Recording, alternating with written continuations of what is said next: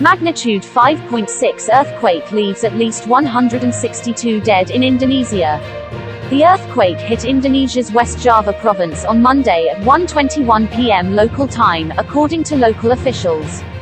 Disaster management officials in Cianjur Regency, near the epicenter of the quake, released a statement late Monday saying that at least 162 people died and hundreds more were injured in the disaster, believed to be the deadliest this year in Indonesia, an earthquake-prone country.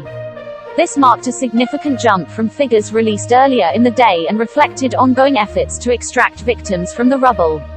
The majority who died were hit by buildings. Some were hit on the head, said Herman Suherman, head of the Cianjur Regency. All you can hear here is ambulance sirens everywhere. More than 2,200 houses have been damaged, according to officials, with approximately 13,000 people displaced.